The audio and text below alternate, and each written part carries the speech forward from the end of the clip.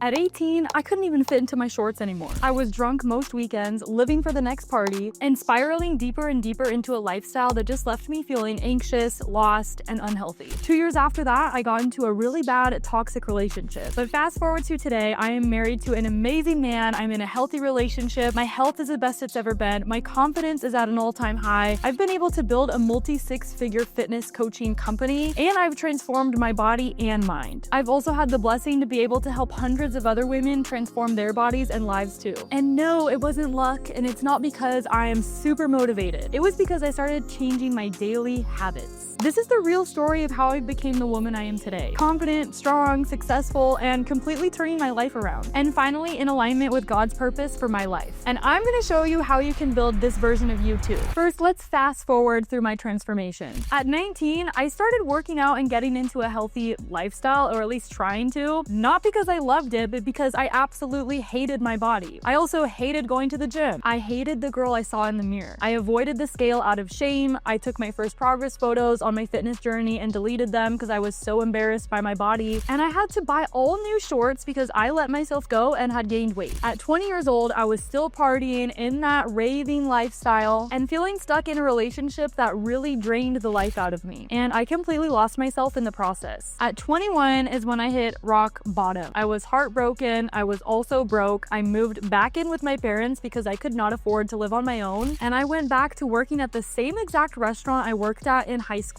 I had no idea what I was going to do with my life. I had to start all over again, and honestly, it was pretty embarrassing. But with that pain came the pressure that changed everything for me. Because I hit rock bottom, I committed the next few years of my life to changing my life and building the dream life that I wanted. I did not want myself to ever feel that way again. Now I'm 27, and as I mentioned, I'm in an amazing marriage. I have a great business. I've invested over $125,000 into coaches and mentorships, and I live every day with intention. So if you're in a season right now where you feel stuck, messy, or behind, then let my story inspire you that you could be one decision away from absolutely transforming your life. In this video, I'm not going to talk about hustle culture. I'm going to show you the structure that changed my life. The routines, the rhythms, and the mindset shifts that helped me lose the weight, build confidence, and fully step into the woman I am today and the life I have now. Routine number 1, the Sunday reset, aka becoming the CEO of your life. Back when I was broke, moving back in with my parents, and pretty much rebuilding my life from scratch, I had to learn how to take back control of my life. If you want to change, then you need to kind of realize this in a healthy way, that everything to an extent is pretty much your fault. It was my fault I gained the weight. It was my fault I chose to stay in that toxic relationship. It was also my fault that I had poor spending habits and I was just spending money on things that weren't serving me. Going out to eat, partying all the time, going to raves, alcohol. However, there's power in realizing that everything is your fault. Because once you realize that it was your fault, you also realize that you have the power to change that too. You're the person that got you in this situation with your weight, your health, or your finances, so you are the person who has the power to take yourself out of the situation. You can change your circumstances and take back control of your life. Now, don't get me wrong. Of course, there are going to be horrible things that happen to you that are not your fault at all. I've had horrible things happen to me too that wasn't my fault. But when it comes to your health and your spending habits and your relationships that you choose to be in, to an extent, you have power over those things and you can definitely change your circumstances. What you're not changing, you're choosing. So I started writing down goals. Just me in my room at my parents' house with a little journal. And I started visualizing the new life that I wanted to create. Who was the woman that I wanted to become? I knew I just couldn't afford to wing it anymore and not have a plan. And I continue to do this habit every single week. Actually, pretty much daily. But every Sunday without fail, I sit down and I map out my life like a CEO. You are the CEO of your life. I review my business goals, my faith goals, my health goals, and my relationship goals. My husband and I actually do this together now. We look at where our money's going. Are we on track to reach our goals? We review the week before. We ask, did we hit these goals? If not, why? What do we need to change to move forward forward and hit these goals this week. We also ask how our relationship can get better. We set relationship goals every week too. We write down action steps to reach those goals, and the secret is you've got to read these every single day and asking yourself on a daily basis, am I on track to reach this goal? Because success doesn't just show up randomly, and your goals do not get met on accident. Everything needs to be scheduled. You need a plan and you need to execute daily. Routine number 2 is the gym at least 4 times per week. You need to heal your body through strength and showing up for yourself. Looking back, the gym saved me when I had nothing else. I don't know where I would be if I had continued that lifestyle I had when I was 18, 19, 20, 21 and just completely letting my health go and not caring about my body. And I was not disciplined when I started. I was not motivated, and I was also not strong. I was winded after doing 10 minutes of walking. I could barely run a mile. I could barely walk up a hill without feeling out of breath. But every session reminded me that I was building something. Every time I didn't want to show up and I still did, that was a form of self-respect. And now I continue to show up, even on days where I feel like crying, even on days where I'm questioning myself. Now I train 4 times per week, not because I hate my body, not to punish myself, but because I love myself enough to put my health first, and it's a top priority is getting my workouts in. This is to honor the body that God gave me. Lifting has taught me discipline, it's taught me confidence, and it's taught me that I can do hard things. You've got to view your workouts as appointments that you cannot miss. They're appointments with your future self. It's not supposed to be easy, but the journey begins when the motivation ends, because that is when the true work starts to happen. Your workouts are your time that you deserve to pour into you. Your health is the foundation of everything. Because if you're someone who says, I just don't have time to work out, what you're really saying is your job, money, and everything else in your life is more important than the one thing you cannot return or get another one, your body, your own health. And when you keep putting yourself on the back burner, you're also just kind of disrespecting yourself every single day. Discipline is a form of self-respect. Workouts should be a weekly part of your self-care routine. Just like you hopefully brush your teeth every day and shower, you need to move your body and take care of your body every day. Routine number 3, daily steps, because movement is medicine. During the pandemic, when the whole world shut down, I had been on my fitness journey for a few years at this point, so I was really into the lifestyle. When all the gyms shut down, I didn't have access to anything, but I still moved my body in some way. I walked around my old neighborhood with music in my ears, visualizing my dream life, sometimes bringing myself to tears. I filled up backpacks full of books and would use it as weights, and I did home workouts in my living room. Now I walk daily on the walking pad I have under my desk, because motion changes emotion. If you feel stuck, sometimes your first step forward is literally a step. Routine number 4 is macro tracking and food freedom. Meal prep and discipline is what equals freedom. There was a time when I would try to eat clean throughout the week, and then I would just binge on the weekends and feel guilty. That to me doesn't sound like freedom. I felt like I had no control. I also felt stuck in my body because of my eating habits. I was not confident. I couldn't wear the clothes I wanted to wear. And I felt the need to hide in baggy clothes or hide in pictures. Again, that doesn't sound freeing to me. So having discipline, learning how to track your macros, and honoring your body with your nutrition is actually what sets you free. Because now I'm very confident in my body. I've worked hard to lose the weight and build the body I have now, and I have the ultimate food freedom. I can eat what I want without guilt. I know how to structure my meals. I know how much to eat. When we're going out to eat or restaurants or traveling, I can still stay on track without gaining a single pound, but I'm also still enjoying myself in moderation. That is what true freedom is. And tracking macros will get you there. Learning how to track my macros is what gave me my power back over my nutrition. I didn't have to guess anymore. You don't play a guessing game with your nutrition. Now I meal prep 2 to 3 high protein meals on Sunday that I really love for the week ahead, and I hit my macros with ease. Nutrition is the last thing I need to worry about because I set myself up for success. When you know your macro targets, that's when you unlock results. And when you stop obsessing over food and just make it simple, that's when you start living in freedom. Routine number 5, reading my vision daily, becoming her on purpose. When I moved back into my parents' house, I was not quite sure what I wanted to do with my life. I was heartbroken, depressed, I was crying, falling asleep, crying, waking up in the morning, and that happened for literally 6 months. But I did know that I didn't want to be average. I started writing down what I wanted my bank account to look like, what I wanted my body to look like, what did I want my future marriage to look like, where I wanted to live. Even though I wasn't close to any of those things, like literally the opposite of everything I was writing down